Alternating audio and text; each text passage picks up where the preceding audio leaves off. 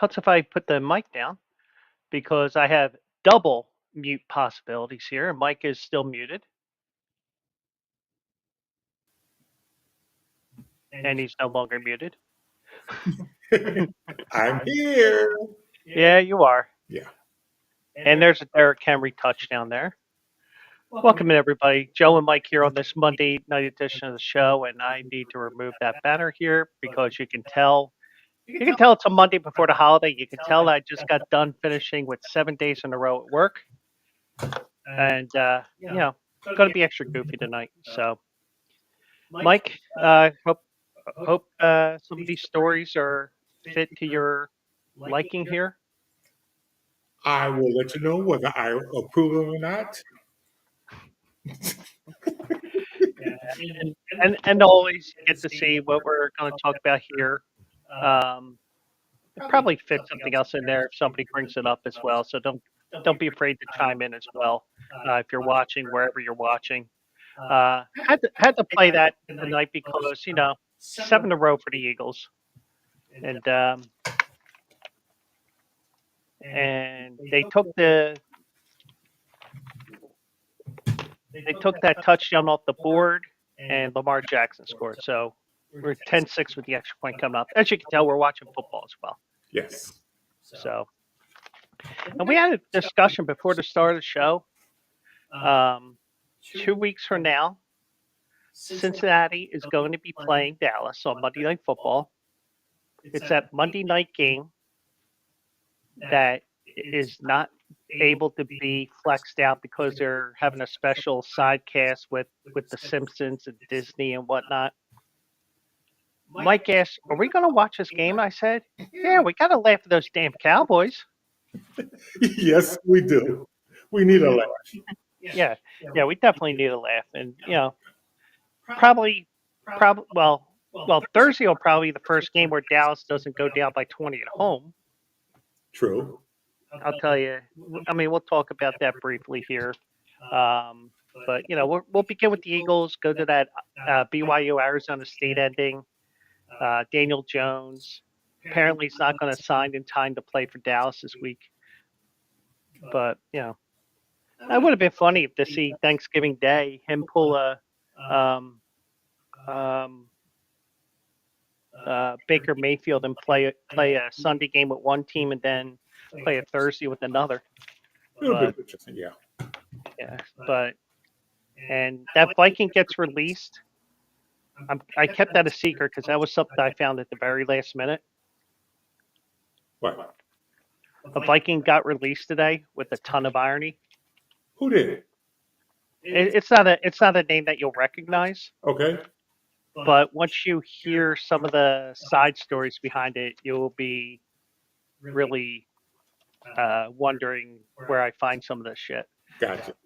But yeah, so let me just set this up here. I haven't set up the other thing that I do here because I always do things last minute. Not you, Joe. Not you. Nah.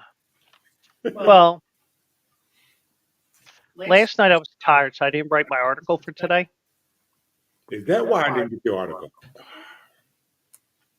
I posted around 12:30, 12:45. Well, it was written and posted onto the site before 11 o'clock. Right. It dropped at 11:30. And I shared it to my X and to my Facebook around 12:45 or so.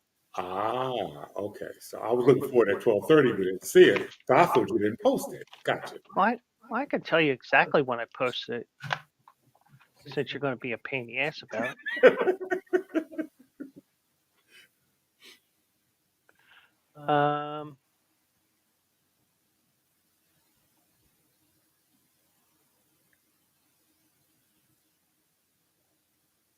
I'm sorry, it was 11:51 a.m. Okay. So that's why. Yeah.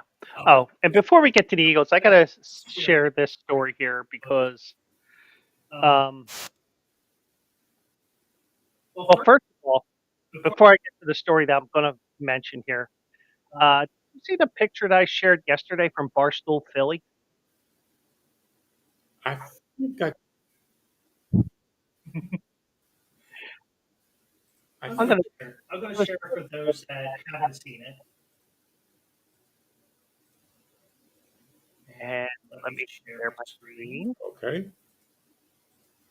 This This was was mile mile 4 4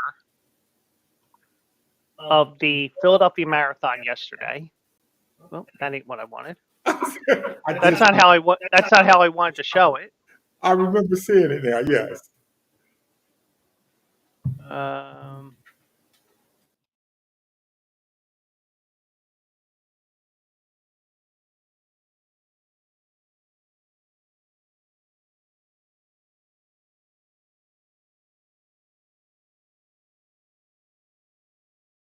I did see that. That was fun. well, but Dallas did win yesterday in a crazy game. We were talking about that before the game, but before the show, but you know, but the but the one thing is, as I stop sharing that, um, apparently,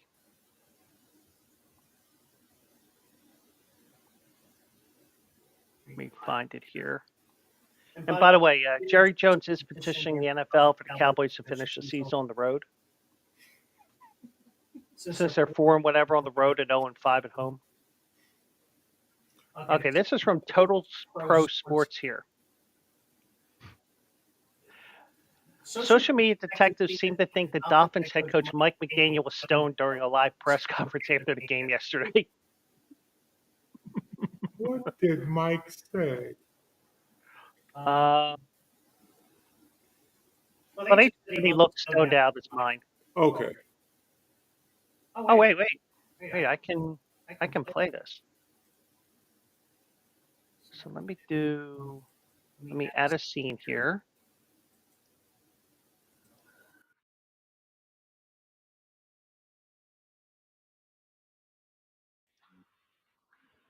I'm gonna put me in this corner. Don't put the- Well, watch this. I'm gonna put you in a corner too. Hey.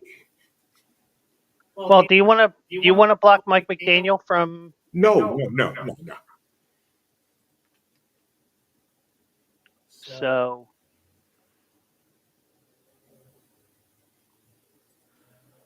So this is from ML Football, your home for everything football credential media. And let me share my screen here.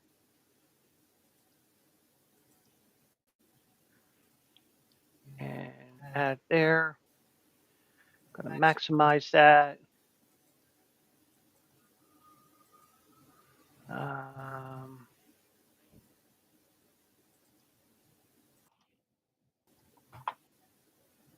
I'm back on stage. Yeah, I know. Okay.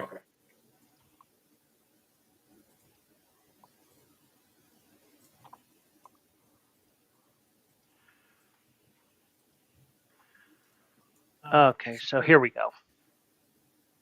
And this is from after the game yesterday. Who'd they play? New England? Yes.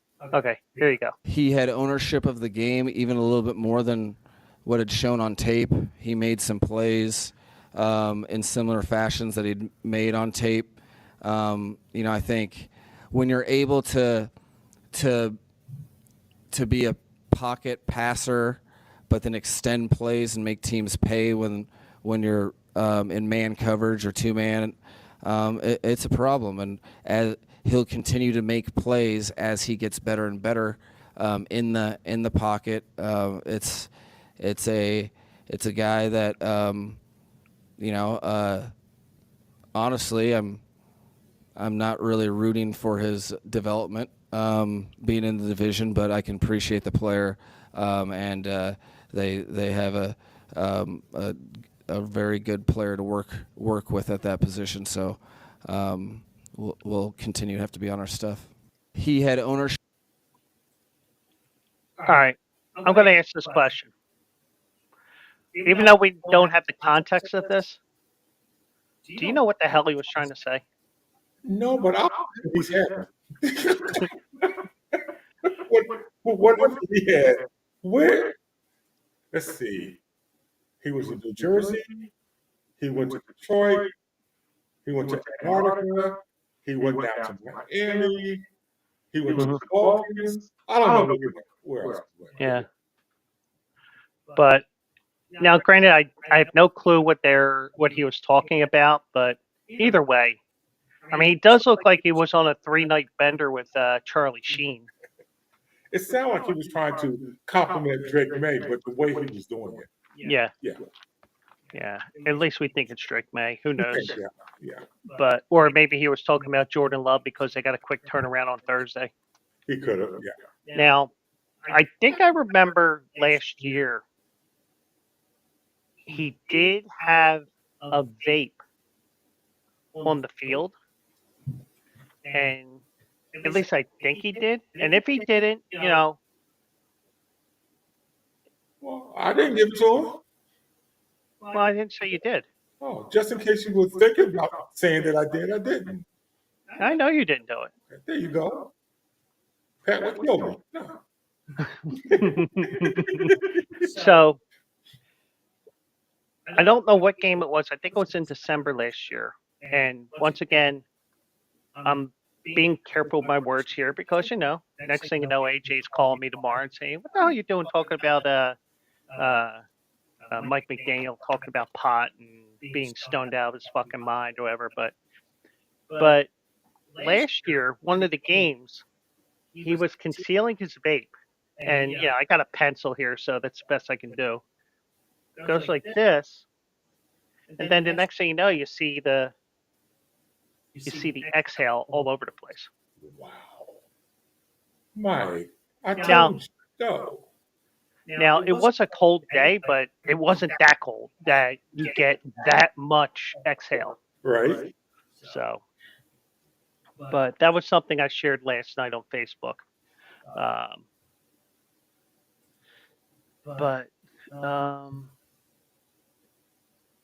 Just trying to see here.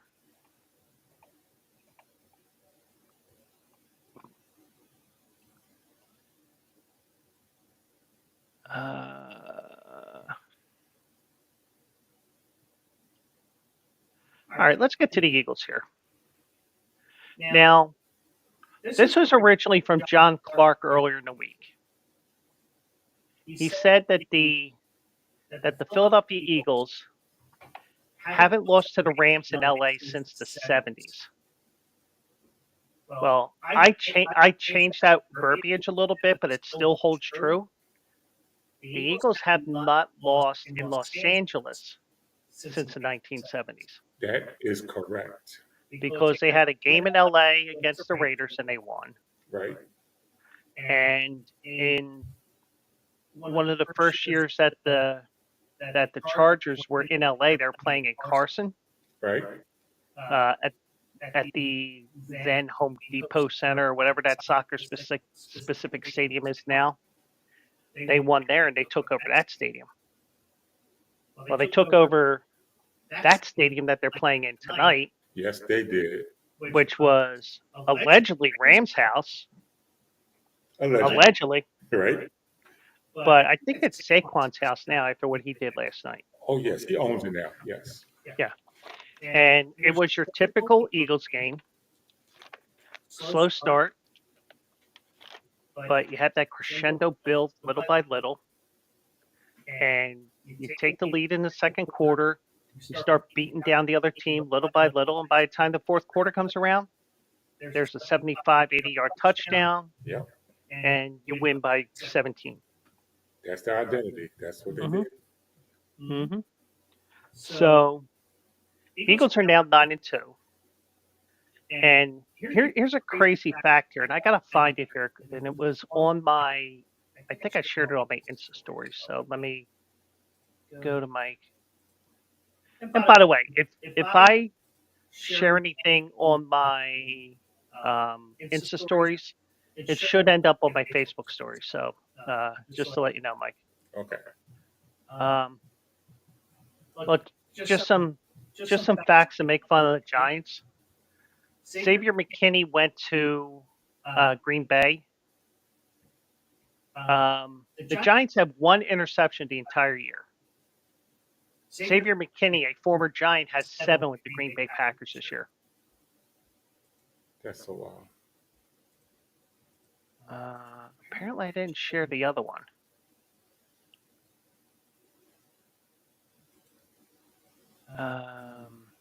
Damn it.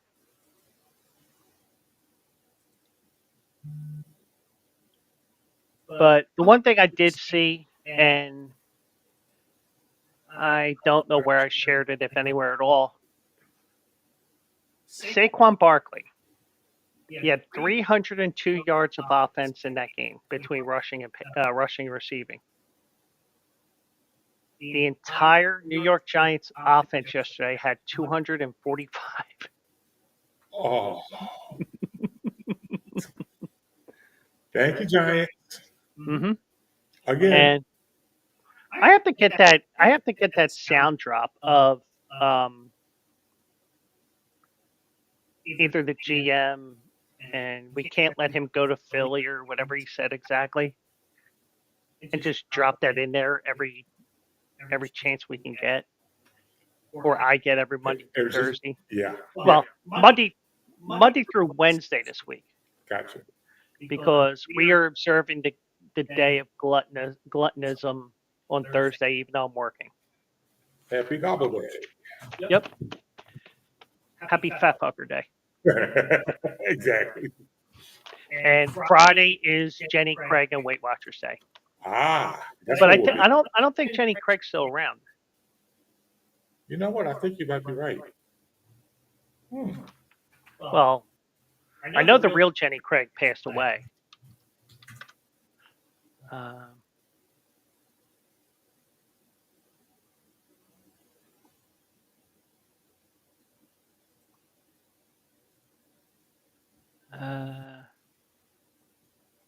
Actually, they closed after 40 years, according to this Yahoo article. Wow.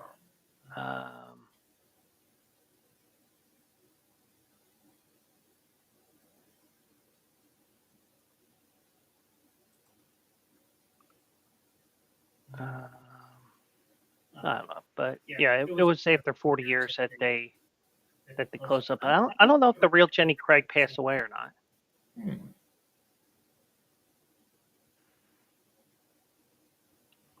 That's an article from May of 23.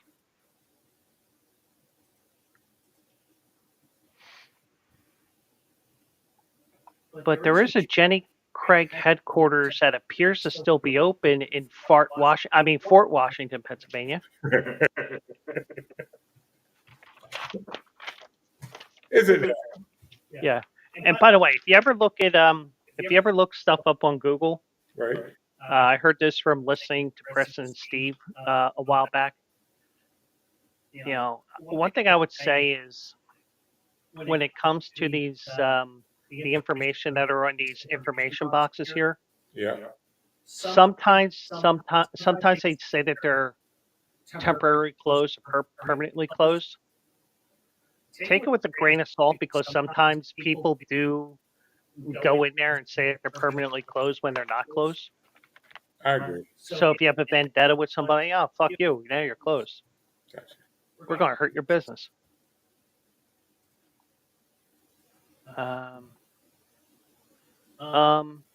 We have visitors. Visitors? Yeah, Penguin AZ. Oh. All right. Let me see here. I just happened to see it. I'm going to give myself one of those because I didn't have the comments tab up.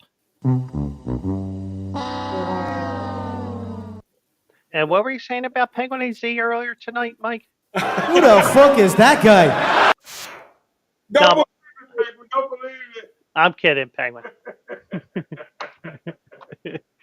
But yeah, so I'll ask this question in a second, but you know, the way the Eagles play, it just seems like okay, well, we'll make you think you have a chance, and then second half we'll just wear you down, and boom, game over. But I said this when I was watching the game last night because I was watching it on Discord with SJ and a couple of her friends, and I said that touchdown to start the third quarter. That's the worst thing that could have happened with the Eagles because it was one play. Yeah. Because you had the ball, for however long towards the end of the second quarter.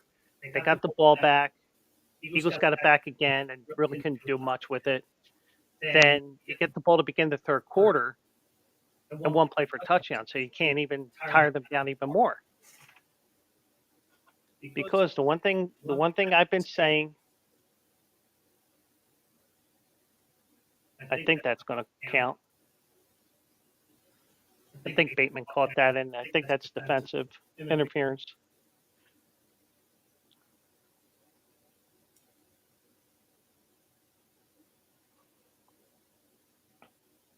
Oh yeah. Yeah. Oh yeah. You know what that is? What's that? That's a 7-on-7 crime.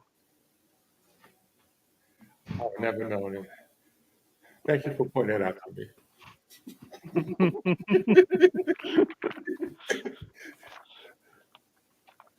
But I mean, because the one thing I've told you for like the last couple of years, the best defense is a ball control offense. Yes, it is. Because the less you're on the field defensively, obviously the more you're on offensively, but you get to wear down that other team. Yep. But you do see everything with that, and Saquon set a team record 255 yards rushing. I think it was the 9th most yards in a game in NFL history on the ground, but it was the most in Eagles history. Yes, it was. And you got to put him in the MVP talk. You have to, yeah. Now, whether he wins or not, But right now, he is our most valuable player. Mm-hmm. Yeah. And we'd like to thank the New York Giants for being assholes. Thank you, Giants. So the Eagles win. They get the 9-2, and we had this discussion last night, and I think it's pretty safe to say, even though Penguin AZ will tell us to add Green Bay to this list, the NFC right now is the Lions, the Eagles, and everybody else. That's true. So right now we only have right now it just seems like it's two teams that are going for the Super Bowl. At least what we think. At least what I think. In the AFC, Kansas City, and I said this last night while I was watching the Action Lab stream. I told the guy who's a Kansas City fan, the law of averages and course correction are going to be coming. Law averages are going to average out. Course correction's coming because you've won 13 straight games by a possession or less. At least I think that's a stat. It is. We know that, and we know this no matter what the sport is or anything like that, your luck is going to run out, if you want to call it luck or whatever, and you're going to lose a game or two like that. And it may be that you lose in the playoffs. Now, with that course correction, do we factor in the X factor of the Kansas City Chiefs, which is Mr. Mahomes? Well, the one thing I did say during the game yesterday, Yeah. oh my God, they didn't call a penalty on him? Meaning Carolina defense? Yeah. But the refs were sitting there like, well, I got to out here play you said. They're like, You knew they were ready to throw it. I mean, Right? like when Dallas Goddard got called for that illegal bat on that onside kick that, Yeah. why do it when you're down 3 scores? The referee that was on the sideline was like, "Oh shit, that's my underwear. Oh wait, oh wait, no, that's the love letter from Sarah Thomas. Wait, oh there it is."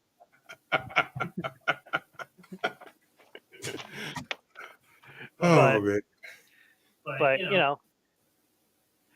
but I think, I mean, everybody says it, and I'm joking around about it, but you just wonder, is the flag coming? And like when our teams play, and I'm sure Penguin AZ is probably like this sometimes. I will be sitting there, and you'd probably already be yelling touchdown, and I'm looking there. I'm like, is that penalty? Yeah. And then I start sounding like Tony Romo taking a poop while he's on the call.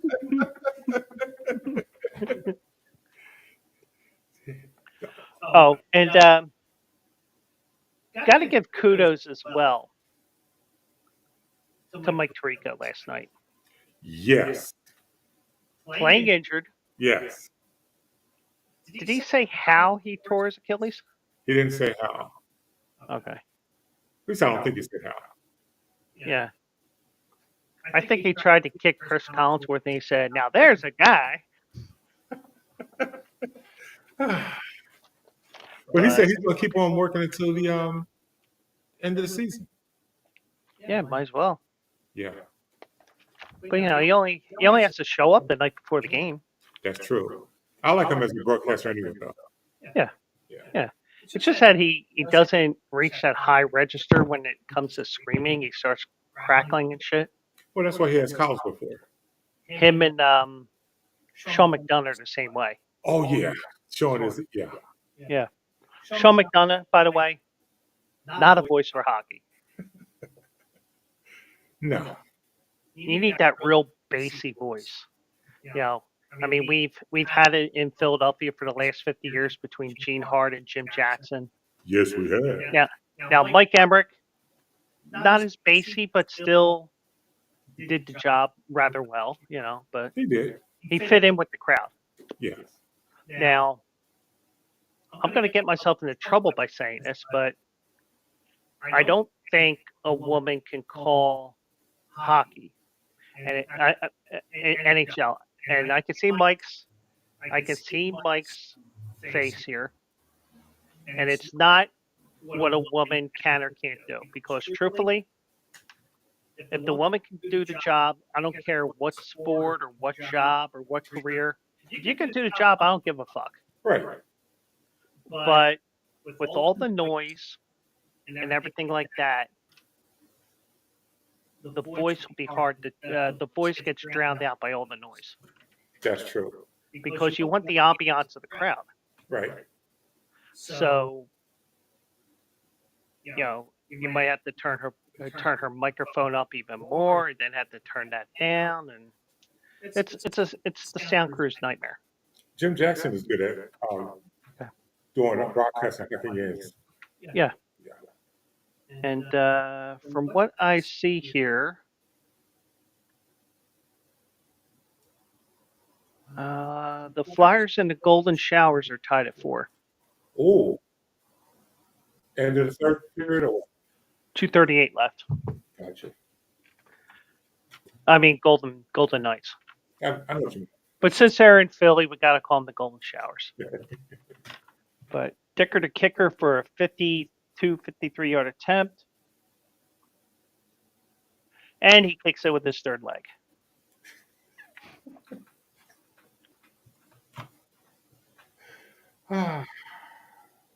Wake up, it's halftime. Close game. As we expected. Yeah. So and then in the AFC, I said, and I can't go to that one tab because I got it set up for the next topic here.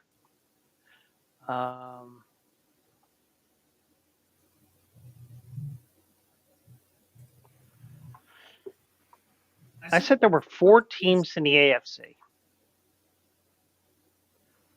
I said Kansas City, That's one.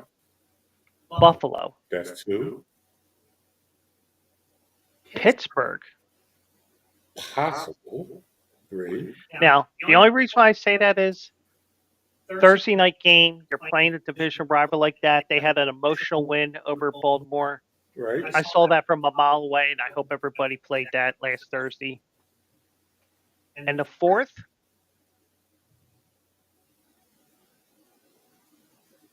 right at that stadium, Chargers? Chargers. I can see that. I can see that. And maybe you got to throw Baltimore in there, but I'm not sure. But right now, my 40 AFC are Buffalo, Pittsburgh, Kansas City, and LA Chargers. And right now, I have Eagles and Lions and everybody else. Although Minnesota's, aren't they 9-2? A fraudulent 9-2, if you ask me. I agree. They don't impress me. No. But if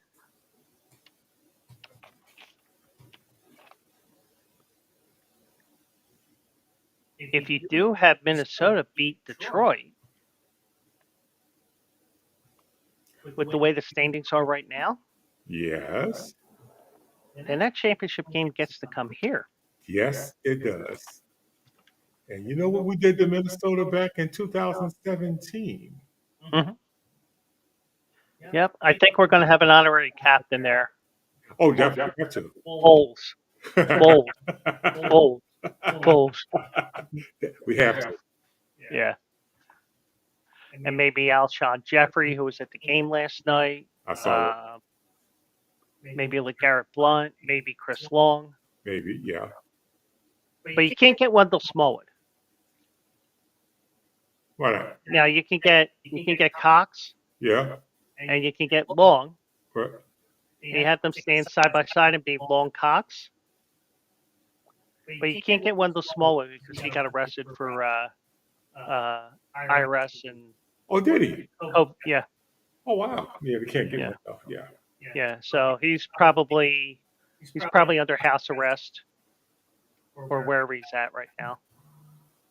So got to give him one of those.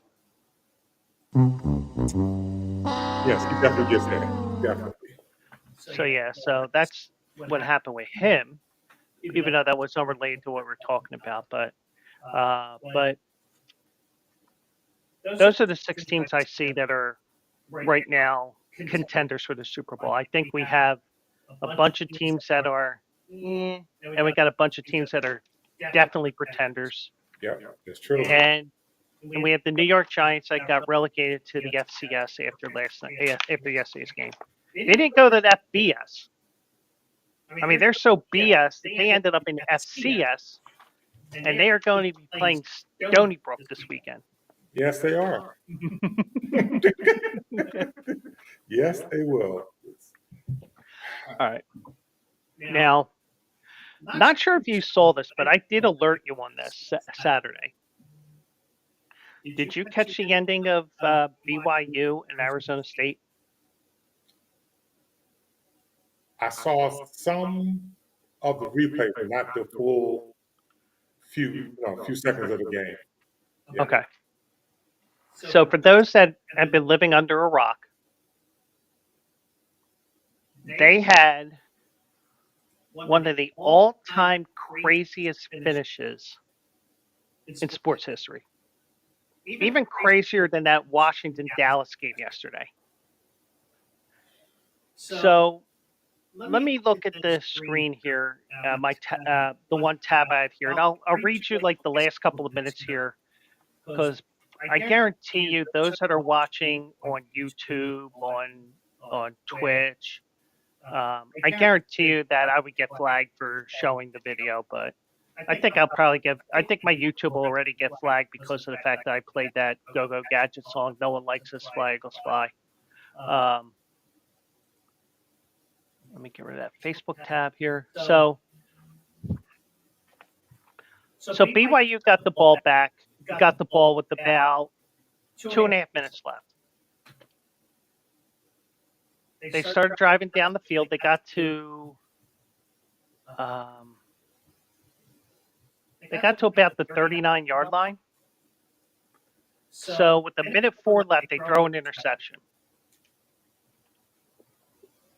Javon Robinson returns the ball to the BYU 7. Now you're up 5, but BYU has 2 timeouts left.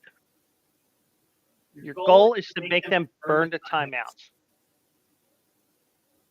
But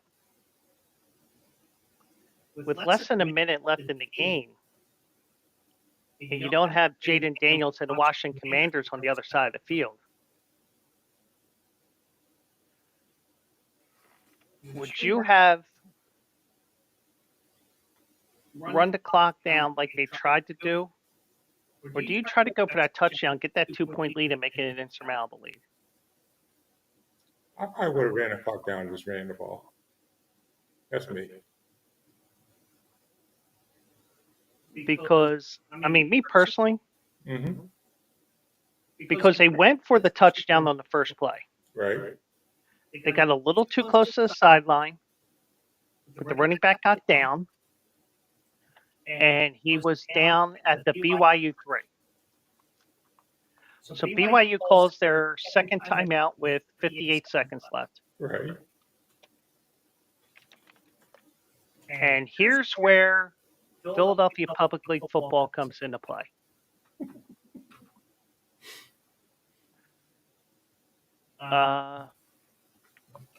So you have second and goal at the BYU 3. So you have an opportunity to go up not only 2 scores, but with the extra point, you would be up 12 points. Right. Which means they would have to go the length of the field twice in less than a minute. Instead, the quarterback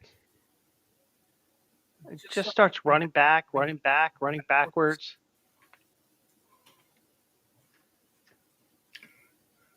And he takes a loss of 26 yards to the BYU 29. BYU calls their last time out.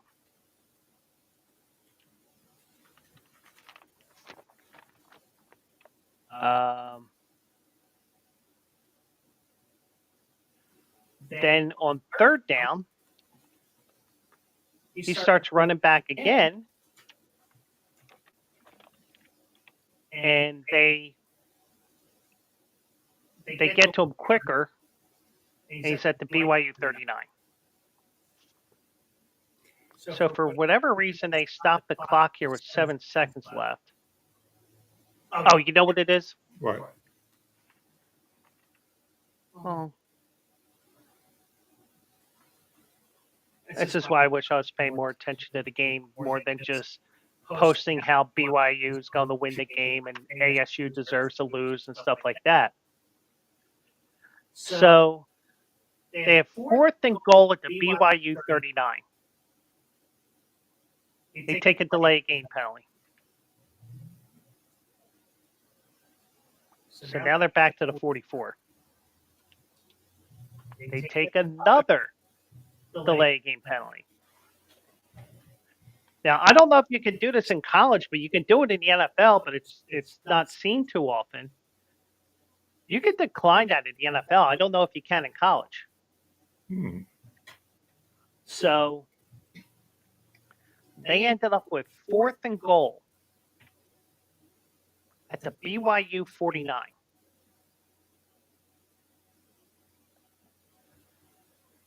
So they decide, let's just throw it up in the air, see if we can run those 7 seconds off the clock, and we win the game.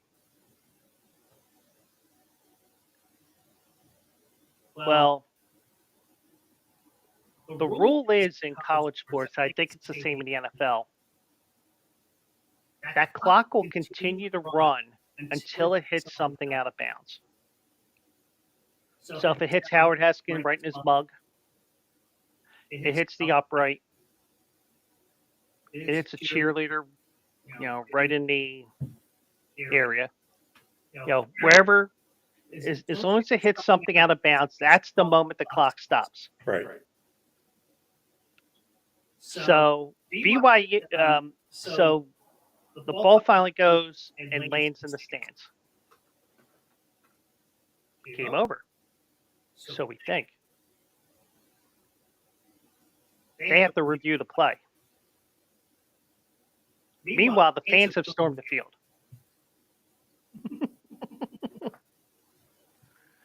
But wait, there's more. Meanwhile, about 10 minutes of fans coming onto the field. So finally, you get a good camera angle where you can watch the clock and watch when the ball lands on that one sideline, which was actually about the 6th row. Right. Because you just throw it straight up in the air. Because you hear, hey, if I throw it straight up in the air, they'll just stay up there as long as we can, and hopefully the clock will run out. So it was determined. There was 1 second left in the game. Now, I had Arizona State in my pick on Thursday. Okay. I'm now rooting for BYU for a miracle touchdown. Now, we also named what a Hail Mary is in Mormonism. Right. 2 chicks at the same time play. Okay. And I know it's a stereotype from when they used to have multiple wives and all that. They're not supposed to, but there are some hidden sects that still do that. SECTS people, not SEX, SECTS. Gotcha. So BYU had 1 play. And they completed the 2 chicks at the same time play. Because that's every man's dream. But he caught it at the 3-yard line. Wow. And mind you, they had to clear the field and everything. So it took about 15 minutes to clear the field. And because they only play college ball at that stadium, they collapsed the goalposts. Because unlike Lehigh University, when they defeated Lafayette this weekend in their rivalry game, and I believe they won the Patriot League and they got to go to the FCS tournament, they took the goalposts 4 miles and threw it in the river. I saw that. So, and I hope Lehigh is on the road, because if they're at home, I don't know what they're going to do. But BYU, but Arizona State had to clear the field. The fans are even helping them put the goalposts up. I don't know why, because they're going in the opposite direction, but they're putting the goalposts up. Because it's not like they're going to kick a field goal or even an extra point. Right. But it was one of the strangest finishes in the history of college football. That is strange. Which was 40 years and a day after the Doug Flutie game. Really? Mm-hmm. Yeah. Strange. Or actually, it was 40 years to the day. Same day? Uh-huh. Wow. Interesting. Mm-hmm. Question. Mm-hmm. It was 4th and 44, right? 4th and goal from the 49. They couldn't still run the ball for those last 3 seconds to end the game? Well, they Not, could have, would but there on be that, any punch? I mean, BYU, did they have any more timeouts? no, they were out timeouts. Okay. But I just think that you have to go for that touchdown. I see why you said that. Yeah. I mean, it isn't because of what happened. Because guess what? You're running backwards and you're not paying attention No. with the way that, like, CMC yesterday had the ball in a pretty good hold on the ball. Mm-hmm. He still fumbled because they punched at the ball. The Packer punched at the ball, Right. and the ball was perfectly. He perfectly punched it where the ball came out. Wow. I mean, you could have Tiki Barber like this, Right. and still could have punched it through. That's the way they are now. That's the way the NFL is now. That's what they. I think that's how they teaching them, right? Yeah. Yeah. So you get the right guy to punch that ball loose, and next thing you know, you got the ball back, and you got more than 4 seconds. You got 12, 15, 20, or whatever it was. Wow. Strange. Strange game on Saturday. Strange game on Sunday. Yeah, that Dallas Washington game was crazy as hell. What was what looked like a typical boring NFC East game. 10-9 into the fourth. I'm sorry for yawning. Let me pull up the box score here. So Dallas won at 34-26. They won the fourth quarter 24-17. Most of the scores came in the last 2 minutes. In that fourth quarter,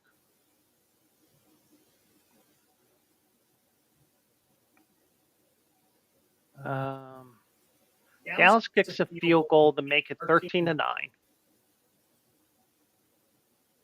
Washington fumbles on the first play.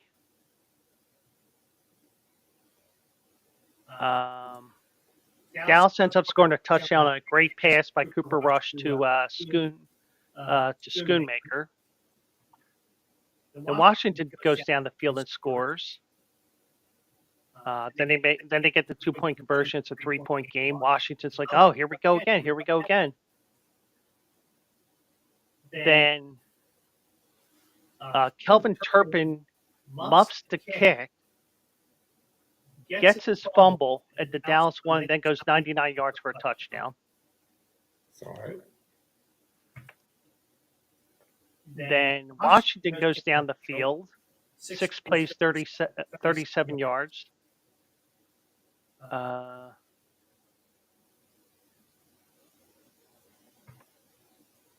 just looking here. So that made it 27-20. And Dallas has the punt. And then one play, Daniels to Terry McLaurin, 27-26. And then they missed the extra point.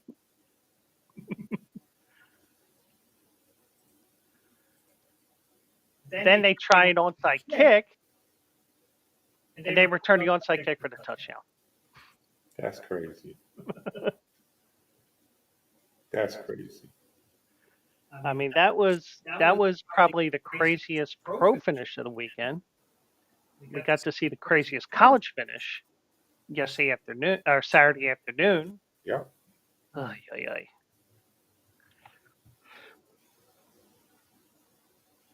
So Dallas goes to 4-7,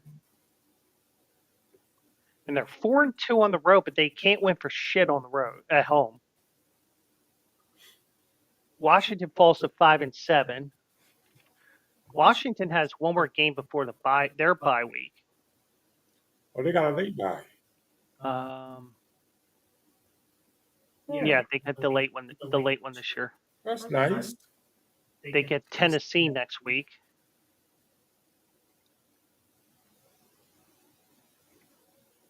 they may be on upset alert. They may. But just see one thing here. Because the Eagles are up 3 in the loss column, 2.5 games on the Commanders. Technically, it's 3 because they hold the tiebreaker right now with the head-to-head win. Right. And, everything's going the Eagles' way here. Just need Detroit to lose a conference game. Yep. That's all we need. Then you start worrying about these other tiebreakers, which I think Detroit would still probably get. But Detroit's won 9 in a row. The Eagles have won 7 in a row. Minnesota's won 4 in a row through smoke and mirrors, if you ask me. Buffalo's won 6 in a row. And Kansas City has won 1 in a row. They avenged the loss to Buffalo, and they almost lost to Carolina. Yeah. That's why I said that Eagles-Carolina game could be a trap game.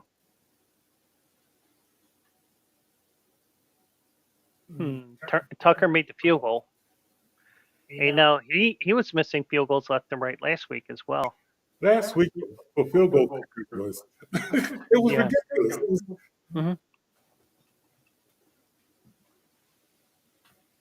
Field goal kickers who never miss field goals or miss the field goals. Yeah. Yeah. So, but that was the craziness of of this weekend in football. That's why you gotta love football. You never know what to expect. Yeah. And just to let you know, the Golden Showers won in a shootout. So we got 1 point. Yeah. And just to let you know, I am pissed at the NHL because I did get Christmas vacation this year. Nice. So, and the clerk said to me last year when it was time to pick this year's vacation, she goes, "Hey, Christmas is available this year." I'm like, fuck it, I'll take it.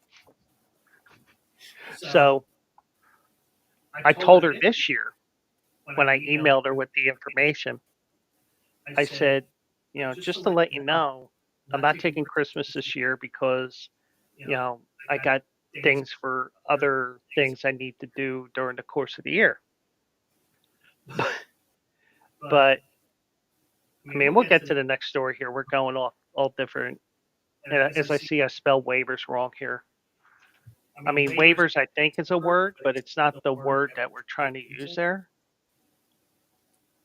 I basically got 3 weeks of vacation in a 6-week period, or 7 or 8. You deserve it, I think. Between the 2024 allotment and the 2025 allotment, having 5 weeks, because with having 5 weeks, one of your weeks has to fall in January, February, March, April, November, or December. Well, guess what? I took 2 in that time frame. You gotta take it. So, there's a couple of things that may be coming up that we won't talk about yet, but at least not in public. Gotcha. And also, we won't mention in case somebody really knows where I live and knows how to get into this place. Because you know how they've been saying how these NFL players and now the NBA players are being warned about players going to their homes and shit. Okay. So, but I know where you live. Yeah, but you don't have keys. Well, that's true. That's true. But the one thing is here, we talked about the Giants. We laughed at the fact that they only had 245 yards of offense to Saquon's 302. But Daniel Jones has cleared waivers.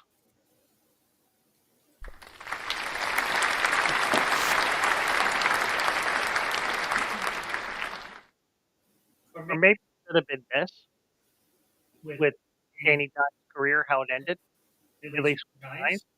You could tell it was a huge start, so much power. What did it do? Yeah.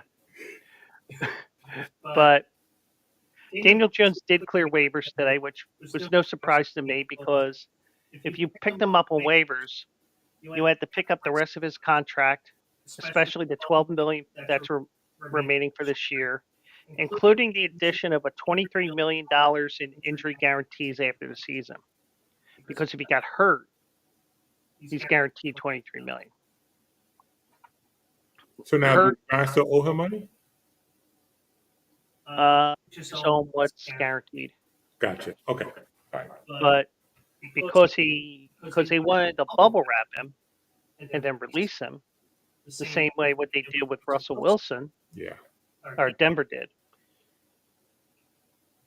Yeah, he just said, "Just release me now." Then I'm not going to be on your scout team for a safety on the scout team or any shit like that.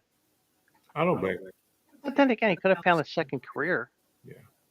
I mean, I'm just joking around, but you get the idea. But so nobody picked him up, which is no surprise. Now he prefers to sign with a playoff contender.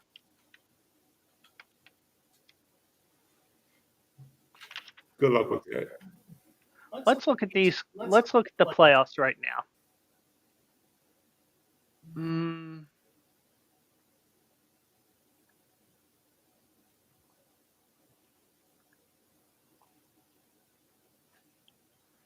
Kansas City, no. Buffalo, no. Steelers, no. Houston, no. Chargers, no. Ravens, no. Denver, no. Maybe Miami. Maybe. Because two is one hit from being a vegetable. Yeah. I mean, I'm not trying to make fun of them, but No, you just stating fact. That's all. well, I mean, from what I understood, Mike McCarthy, it might have been when he was high on pot, or he might have been standing on a toilet in the men's room talking to Tua, because he was high on pot. I got you.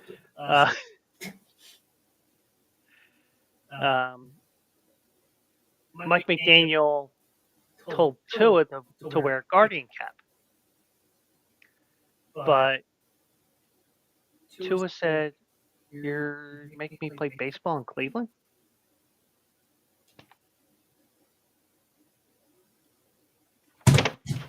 What the? Okay. It was almost you. Gotcha.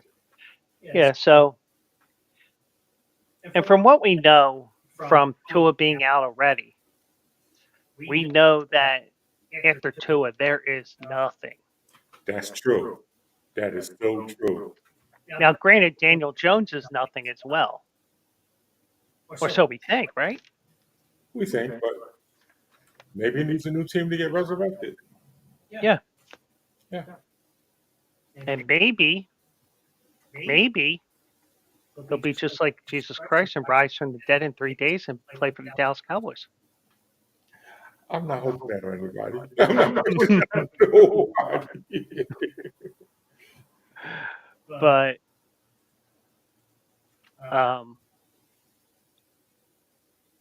Indianapolis, and then you get into Cincinnati and Cleveland and further down, so you don't see anything there. Okay. Detroit, I don't even know who their backup is. I don't either. Hendon Hooker. Cousin of TJ Hooker? I think I was going to make an OJ joke. Gotcha. Slicing.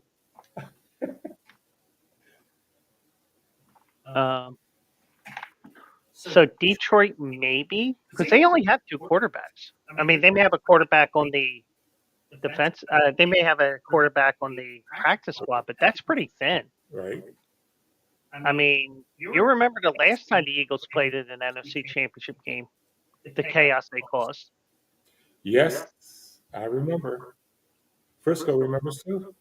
Hmm That's why we have that. Why we have that third quarterback rule, which doesn't need to be in play because all you got to do is dress 3 quarterbacks. Yep, that's- Um, Eagles, I would say no, but we don't have a Gardner Minshew or Nick Foles type as the backup. True. Seahawks, no. Atlanta, no. They're set up for the next 15 years. Yes, they are. Minnesota, Nick Mullins is the backup. Brett Rippon is the third string. Probably not. Green Bay, probably not. I mean, they got that. They got Malik Willis, who's. Okay. I mean, he's not that great of a quarterback, but they find ways to work the game around him. Right. It doesn't matter what team he's been on. It's the way it's been. Washington, probably not, but we know about Marcus Mariota from being here. True. Arizona, their backup is Clayton Tune, so maybe there. Hmm.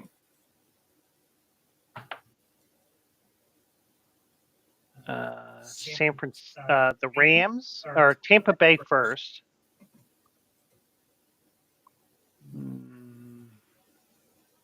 His backup is Kyle Trask, and they don't have a third guy there.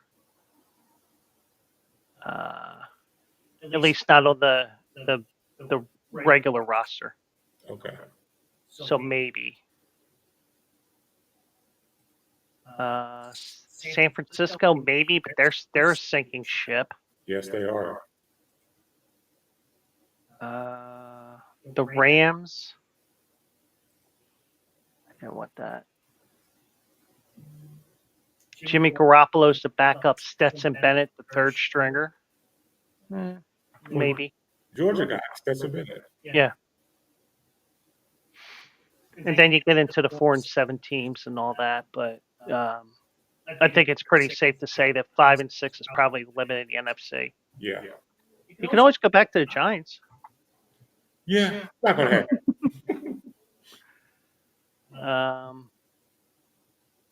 Maybe Carolina. I mean, even though you do have Bryce Young as the starter, Andy Dalton's the backup, and Dave Canales is the quarterback whisperer. Yeah, he is. Yeah, but just some things, other points now, New York announced its intention to part ways with Jones on Friday, ending the 2019 first-round pick stint with the Giants. John Maris said in a statement that the organization and Jones mutually agreed that the move would be best for him and the team. He was effectively no longer in the depth chart because the Giants would not take any risk of an injury. With Tommy DeVito as the starter, Drew Lock is the backup, and newly signed Tim Boyle is third string. Now, I'm going to say this, and tell me if you agree with me or you don't. And with the way that we think alike, probably you'll agree with me. If I'm Drew Lock, I'm sitting there on the bench watching that shit. And you got turkey cutlets there jumping you to first string. Yep. And you're just sitting there still as the number 2 quarterback. Yep. I would ask for my release too. Yeah. You're right there. You're the number 2. Why not put him in? Now I would have said, "Hey, am I a shitty quarterback?" Yeah. Number 2. Yeah. He's serviceable. But I would have definitely said, you know what? Well, if if the trade if it was still trade season, Right. I would have did a Dennis Lemieux from Slapshot, the goalie. What do you Trade me right fucking now. do? Now hang up. But so Danny Dimes is on the prowl. You might see him at one of those Salvation Army kettles since it is the Christmas season now. He may be across the street from the stadium at the what the fuck's that mall there? The American Dream Mall. Might be American dreams and nightmares to him Maybe. because that mall's there. By the way, that has one of the few Toys R Us stores in the country right there. Really? Mhm. Okay. Yeah, we were out there in May. We went up there for a couple days, and as a degenerate, we were playing the horses at the Meadowlands on an off night because they had the video board up, Right. and like a degenerate, I'm just firing away every race that they had on the TV. Yeah, that's about right for you. That's about right. And I had one winner. At least I think I know I had one winner, and I played a horse, Eli Blue Balls or something, or Eli's a fucking retard or something. I don't know. It's something with Eli and Blue, and I was like, well, the MetLife Field is right across the parking lot from the Meadowlands there. Fuck it, I'm playing that horse to win it. Don't you know it wins at like 8-1. Wow. But he's a free agent right now. And I did not give you any details on this because this was a story that I found at the very last minute. Okay. But it's still funny as hell, even though it's weird, funny weird. And Nick Muse was waived by the Vikings today. And it was on his birthday. Wow. But wait, there's more. In the view of Nick Muse, there is no bad NFL history. There is only NFL history, which Muse and his older brother Tanner have now made. Nick Muse, a tight end, was waived by the Vikings today, which also happened to be his birthday. What makes that significant, and not just an unfortunate coincidence, is that Tanner Muse, his brother, a linebacker, was also waived on his birthday 3 years ago by the LA Raiders.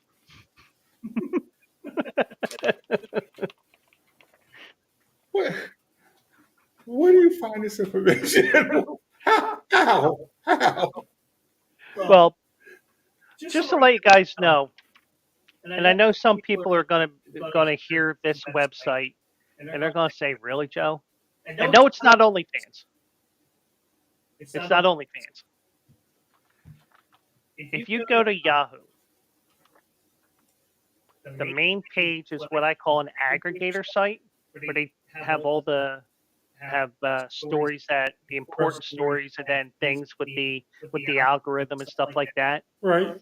And for some reason, this came up. Okay. And sometimes these goofy stories are what I have here. I mean, I don't think it's the stupid shit that I saw segment worthy, but it's No. still worthy to mention because it's something worth mentioning. So him and his brother go out to dinner and said, "You just got cut." Yeah. You remember when I cut? Yeah. On my birthday? Yeah. Your birthday? Yeah. Oh, we have. Yeah. Now, I don't think they share the same birthday, but it's a. But that's just. Yeah. Weird. But wait, there's more. Nick said in a video on social media, "Look at that. You know what I call that? They call that NFL history. How many times has two brothers both got cut on their birthdays?" He said, "That's pretty sick to me. I mean, it's the wrong side of NFL history, but hey, you win some, you lose some. Appreciate the birthday messages." Now, he was in his third season with the Vikings after being selected in the 7th round of the 2022 draft out of South Carolina. He appeared in 3 games with Minnesota this year. He played 15 games. How many catches do you think he had in 15 games? 2. Close, 1. I gave extra. 22 yards, which means if you had him on fantasy that game, Right. you got 3.2 points if in a PPR league. Now, Tanner was not only infamously Nick's brother. Not only was he infamously waived on his birthday, but the move occurred after the Raiders wished him a happy birthday on social media. Oh. Unfortunately, it appears the Vikings did the same today.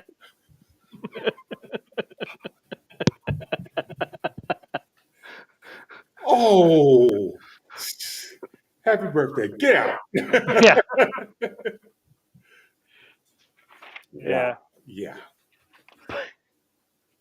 But yeah, so that's the goofy stuff that I like to share. Young. Yeah. Oh boy.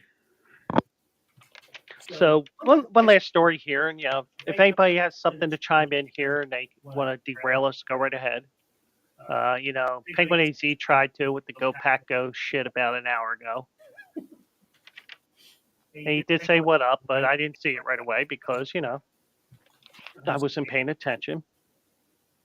But you saw this, and I printed it up here. The ongoing saga of the Tampa Bay Rays continues as they are going to be playing this year up the street from where they used to play. And I say used to play because they may not return to Tropicana Field because they're reconsidering the funding to fix the stadium and all that. Okay. But Major League Baseball switched a pair of series involving the Tampa Bay Rays to the first 2 months of the season in an attempt to avoid summer weather problems at open-air Steinbrenner Field.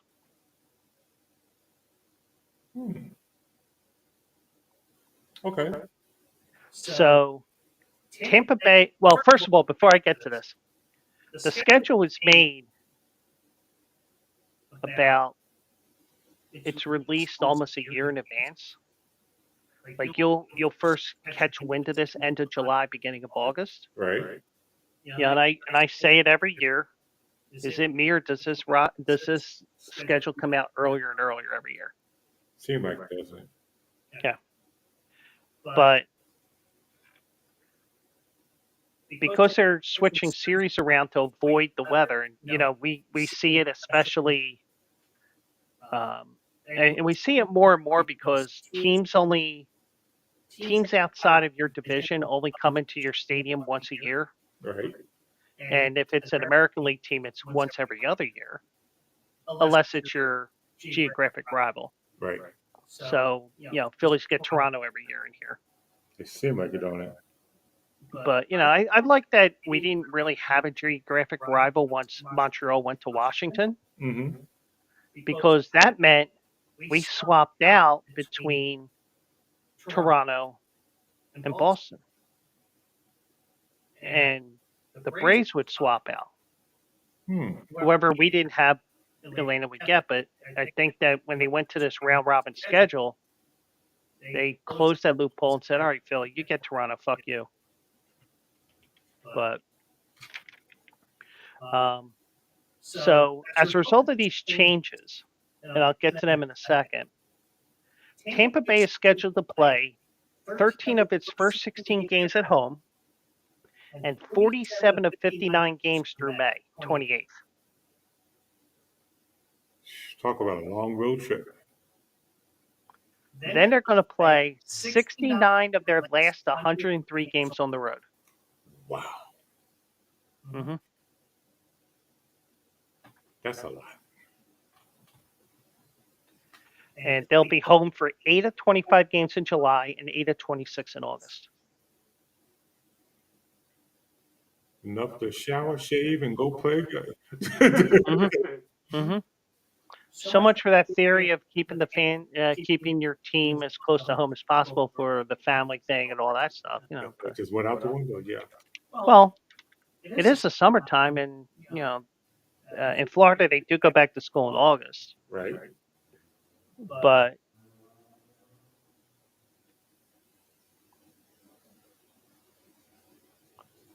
we had to see that second half play. Yeah, we did.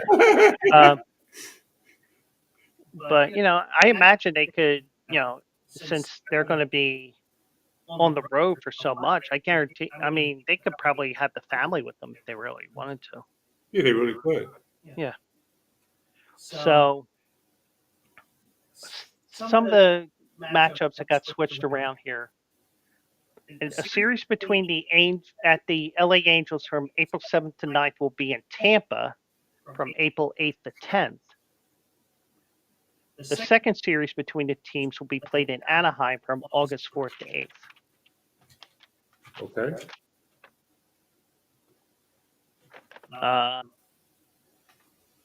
Minnesota's first series against the Rays will be played at Steinbrenner Field from May 26th to 28th, and the Twins' second will be at Target Field July 4th to 6th. Now, the reason why they made these changes is because the Class A Tampa Tarpons, Steinbrenner Field's usual team, had 6 postponements, 2 cancellations, 4 suspended games this year from June 21st through their season finale on September 8th. And that's just the rainy season, with the pop-up showers that come up every couple hours there. Right. So that's why they did that. Because if you remember when the Marlins played at Joe Robbie / whatever name they had this week until they moved out, they had constant rain delays. That's true. So, yeah. So now Tampa Bay, who's now scheduled to play its first 6 games at home against Colorado and Pittsburgh, will go to Texas for 3, and then return home for a 13-game homestand against the Angels, Braves, Red Sox, and Yankees. Now, because of everything that happened with the hurricane, the Rays cannot return to the Trop until 2026 at the earliest, if at all, because they gave the funding. They said, wait a second, we need to reconsider this again. But the one thing I did mention was in 2025, Montreal is not available to them because Olympic Stadium's going under renovations. But maybe that opens the door for Tampa to go north. Maybe. And if you think about it, that'll be the easiest division in terms of traveling. Yes. Because you have Montreal, Boston, Toronto, New York, and Baltimore all in that same area of the country. Yeah. You don't have Tampa Bay way down here, and all the other ones are way up here. I mean, it's like a 45-minute flight here, 45-minute flight there. No. But I don't know. I don't know what you can. I mean, I don't know what you can do with the Rays right now because I don't think it's sustainable to have 3 years in Tampa Bay or at Steinbrenner Field. It's not. But they are. I mean, it's not sustainable for Major League Baseball as well because you also have the A's playing in Sacramento. That's too far. I mean, the geographic between California and the A's. They've been north of California. Yeah, they just went up about 75 miles. Right. Yeah. But it's more sustainable for the A's because of the fact that they were only drawing about 5, 6, 7, 8,000 fans. Right. And the stadium in Sacramento seats 10 to 14,000. That's about right. They get almost a sellout. And they'll sell out every game. Yeah. they'll get to see Major League Baseball in their backyards, and but I mean, but something tells me that they're not going to end up in Vegas.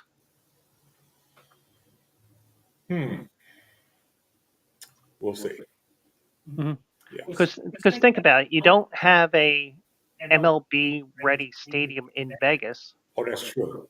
whereas all the other moves in Major League Baseball history had a place that they could play, either from the very start as a permanent stadium or something that was a temporary stadium. Because even the Washington Nationals, when they moved from Montreal, they had RFK Stadium for a couple of years. That's right. Mm-hmm. Yeah, and I don't think they would have a stadium ready in Vegas for the A's in what, 2, 3 years it will have to be? They're aiming for 2028. Maybe. And the Tropicana has been imploded, so Okay. that was imploded a month or two ago. It's just a matter of what they're going to do now with everything else. Yeah. But something just tells me they're not going to end up there. And but from what I saw in the video, and one guy that I recently subscribed on YouTube, his name is Brody Brazil. When they approved the move to go to Vegas, the move was to Vegas only. Oh. So they would have to put up a new vote if, let's say, Salt Lake City says, come here, come to Butthead, or they stay in Sacramento. But Sacramento did try to build a stadium to lure a major league team or lure expansion, Right. but it fell through. They started building it, and that was the end of it. They didn't get that far, though, but...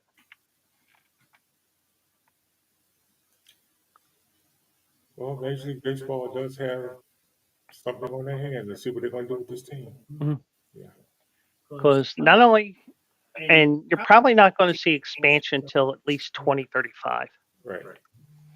Because also now, not only are you going to have this problem with Tampa Bay, you kind of still have the Oakland problem. You still have the Athletics problem, even though they're no longer Oakland. Right. So you kind of have this problem, which I think can still happen. The White Sox, their lease is up in a couple of years. They're going to need a new stadium.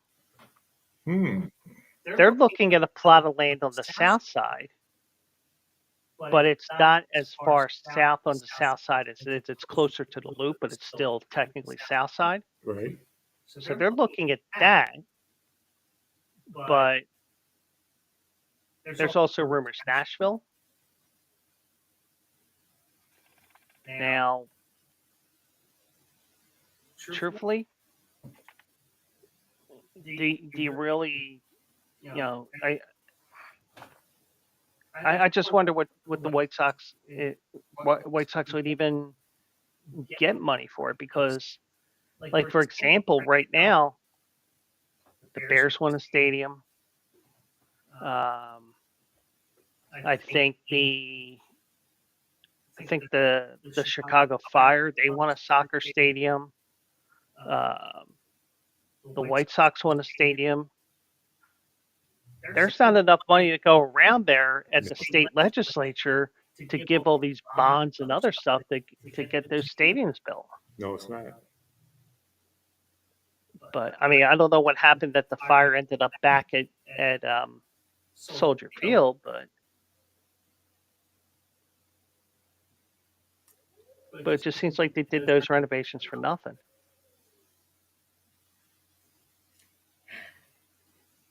What to do, Chicago? What will you do next? What will you do next? Yeah. Yeah, so Chicago has a stadium issue. Yeah.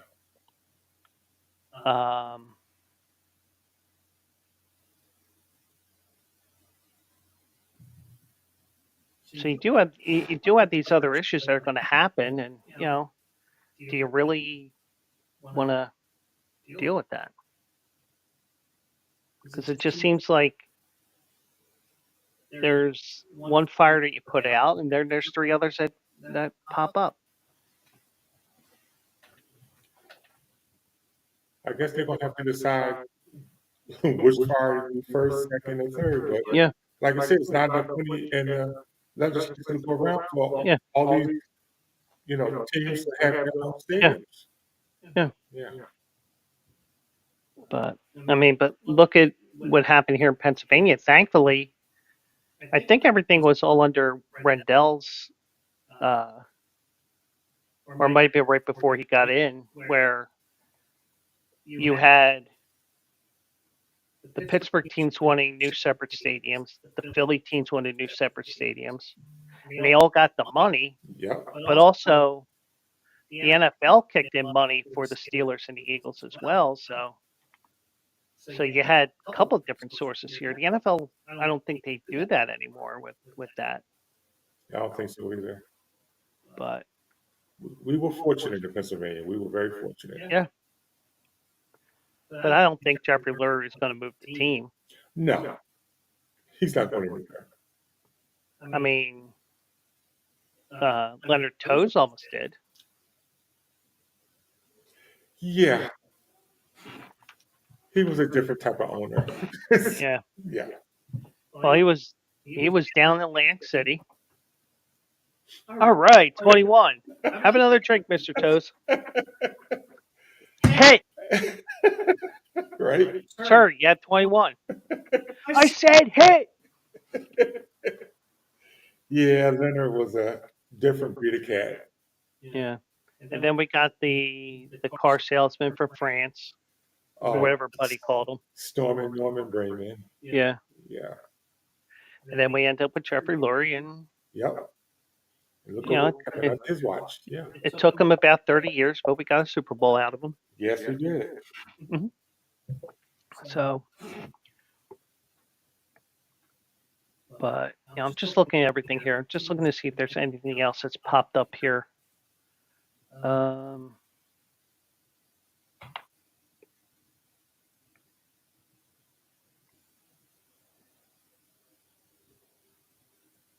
Yeah.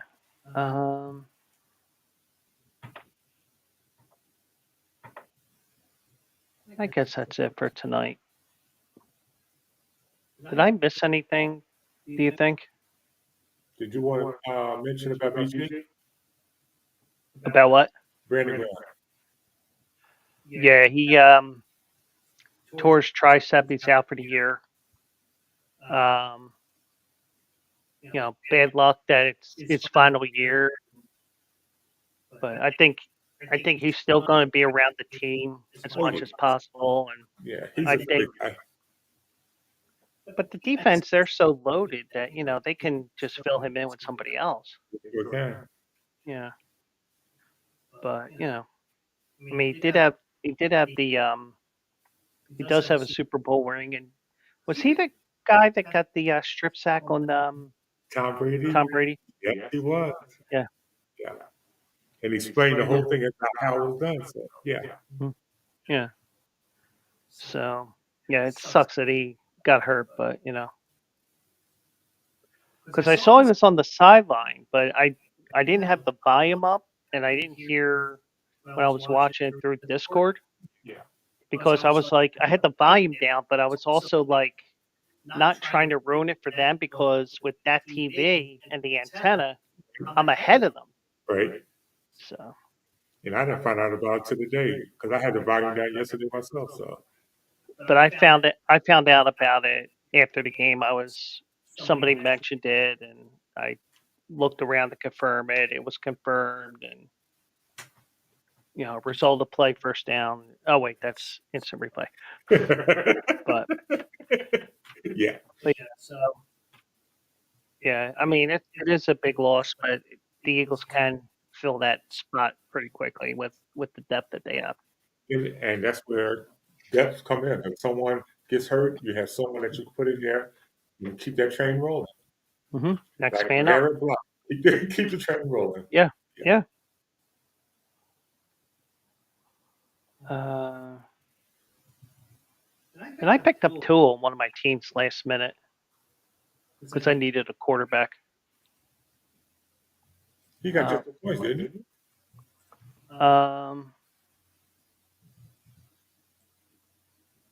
No, I don't think he had a good game. I think he had a serviceable game.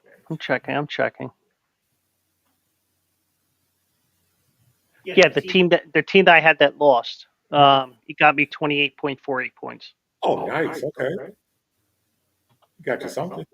I still lost by 25. Oh, what, his fault? Yeah.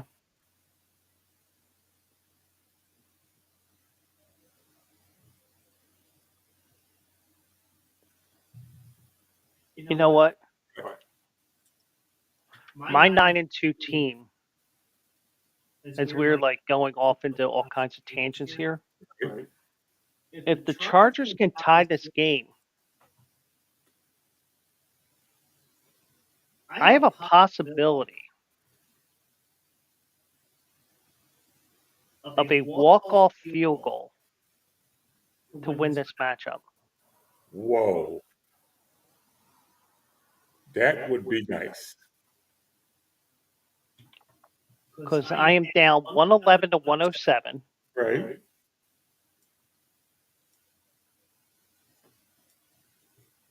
111.38 to 107.56.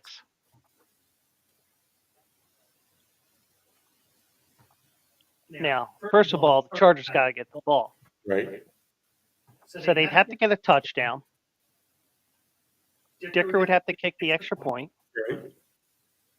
That would get me to 111, 108. And then any field goal.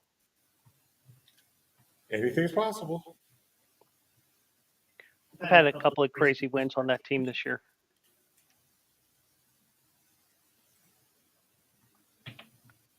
But I am...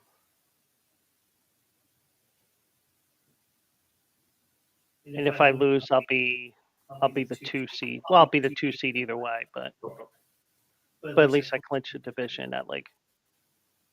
But let me check one other thing here because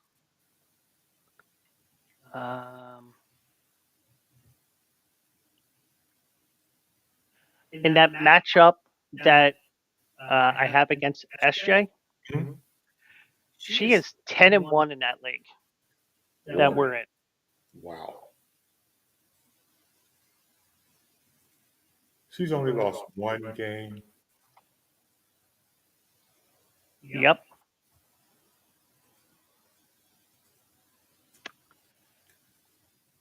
I still like you. Don't like your record. I still like you. Well, I'm 7-4. Trying to find us here. At least you haven't won a record. You know who gave her that only loss? Who? Really? Game over. Yeah. Yeah. So the older brother's going to beat the younger brother again. Mm-hmm. Not a good day to be an LA fan. No. Not Which even is about 7 combined. right. But I am holding a 4-point lead right now, 4.5. Okay. If I win, I go to 8-4, and that would put me.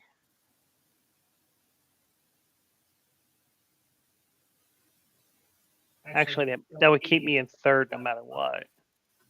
Because I think the tiebreaker is.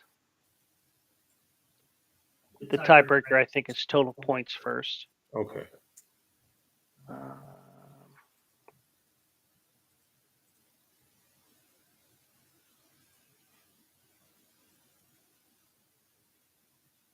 Yeah, Timbo won again. So I'll still be in third. Okay. But I finally got a big game out of Patrick Mahomes. Did you?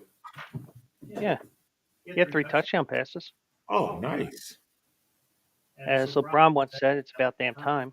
Right? But I don't know. So, you know what? Let's call it a night here. Mike, thank you once again, You're welcome, sir. and happy Gluttony Day on Thursday. Same to you, sir. Well, I'll be working. It's not going to be happy. Okay. Well, except for the check next week. All right, you'll be really happy. Yeah, because I worked on Sunday too. Double money. Ah, So that's it for now, and we'll be back. I'll be back here on Tuesday. Reminder: Monday, Tuesday, Wednesday this week. 9 o'clock start. Might be working on something for Wednesday. If not, then so be it. But we'll do it live here Tuesday and Wednesday at 9 o'clock Eastern, 6 o'clock Pacific. You can catch me on the Bleacher Brothers YouTube, my YouTube, my Twitch, and the Bleacher Brothers X. So that's where you can watch me right now. So we'll call the night here. I got an article to write for tomorrow, and I'm going to be writing one race from Zia Park in Bumblefuck, New Mexico. I've been there. All What? But you know, it is what it is. So that's going to be it for now, everyone, and we'll do it live again in approximately 22 hours at 9 o'clock. And go Birds. And you know, and I don't know what to say about that Thursday game. May both teams lose, Dallas and the Giants. I'm with you on that one. Okay, we'll go with that. Yeah. So that's it for now, everybody. We'll catch you. I'll catch you tomorrow night. Mike will catch you next Monday here on the Joe Quill Show. Have a great night, everybody.